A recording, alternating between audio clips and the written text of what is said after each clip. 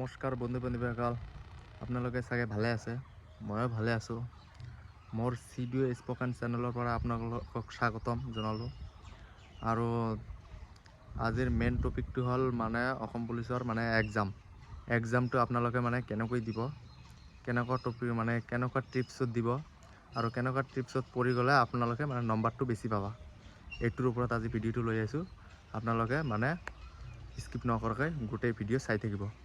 আৰু মোৰ চেনেলত যোনে নতুন আহিছে ছাবস্ক্ৰাইব কৰি দিবা আৰু আপোনাৰ বন্ধু বান্ধৱীক শ্বেয়াৰ কৰি দিবা ভিডিঅ'টো।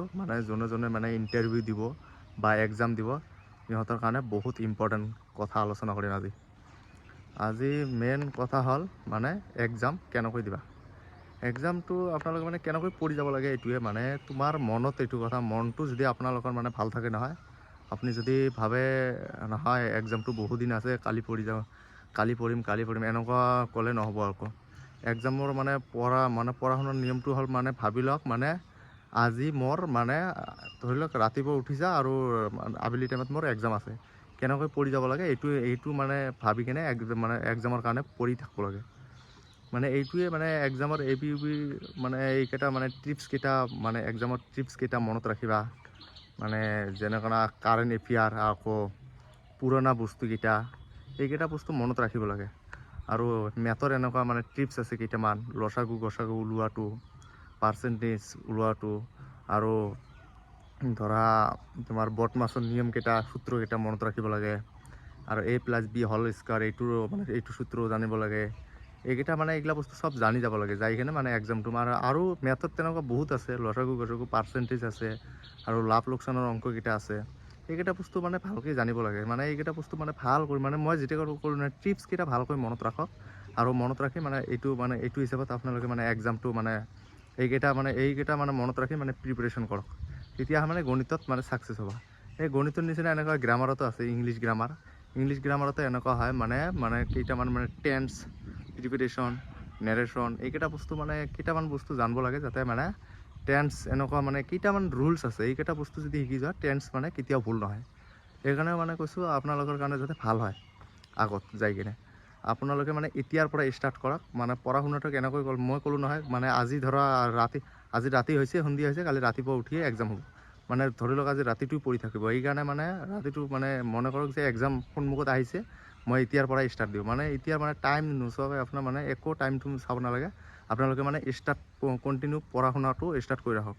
নহ'লে এইটো এক্সাম এইটো যোনে এক্সামত চান্স পাইছে, এইটো এতিয়াৰ পৰা যদি প্ৰিপেৰেশ্যন নকৰা পিছত নাম আহিলে বহুত এইটো এটা লাইফত এটা ক'লোঁ নহয়, বহুত এটা ধাক্কা যায়। সেইকাৰণে কৈছোঁ আপোনালোকে যাতে ভাল কৰি পঢ়ক, একেবাৰে যাতে ছাকচেছ হয়। পিছত পঢ়ি থাকিবই নালাগে। কাৰো কাৰণে এটা বস্তু আছে নহয়, কয়নে নহয় যে সময় কাৰো বাবে ৰৈ নাথাকে। এই এক্সামটো এনেকুৱা লাইফ কাৰো বাবে ৰৈ নাথাকে। সময় এইটোৱে সময়টো ঘূৰিয়ে থাকে, সময়টো গৈয়ে থাকে। আপোনালোকে টাইমৰ বস্তু টাইমতে কৰি ল'ব লাগে। সেইকাৰণে কৈছোঁ আপোনালোকে এতিয়া ধৰক পঢ়া শুনাটো ভাল কৰি দিয়ক, আৰু এক্সামটো ভাল কৰি পাছ কৰক। এক্সাম হ'লে আৰু ভাইবা আকৌ পুলিচৰ ভাইবাটো ইমান ইম্পৰ্টেণ্ট নহয়, এক্সামটো ইম্পৰ্টেণ্ট।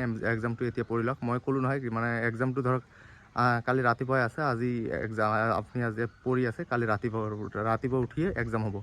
সেইকাৰণে কৈছোঁ বস্তুটো মনত ৰাখিলে মনটো যদি ফ্ৰেছ থাকে, আপোনালোকে ভাল কৰি পঢ়ি যাই কিনে এক্সাম দিব পাব। আপোনালোকে এইটো ভাবি আপোনালোকে পঢ়ি থাকিবা, নহ'লে আকৌ পিছত যাই কিনে দিগদাৰ হয়। সেইকাৰণে কৈছোঁ। ইয়াৰ পৰাই মোৰ আজি ভিডিঅ' ইমান ডাঙৰ হৈ যাব, আকৌ কি ক'ম ট্ৰিপছকেইটা উল্লেখ কৰি দিলে বহুত দীঘল হৈ যায়। সেইকাৰণে ইমান ক'ব লগা নাই মোৰ। আপোনালোকে যেনেকৈ টিপছকেইটা ক'লোঁ, এইকেইটা বস্তু মনত ৰাখি যাই কিনে এক্সামটো দিব। আৰু ৰিজনিঙত তেনেকুৱা আছে, নম্বৰৰ বিষয়ে ধৰক সংখ্যাৰ যেনেকুৱা ৰিজনিং দিয়ক তেনেকুৱাই কৰিব লাগে। আৰু ABCD যেনেকুৱা কিছুমান ৰিজনিং আহে, আৰু কিছুমান বাকচৰ নিচিনা ৰিজনিং আহে। সেইগিলা বস্তু পূৰা পাৰফেক্ট কৰি যাব লাগে, যাতে এটা ধৰি লওক ABCD যেনেকুৱা আপোনাক ৰিজনিং দিয়ক, আপুনি যাতে পায়। এইটোৱে এইগিলা বস্তু ভালকৈ জানি যাব লাগে।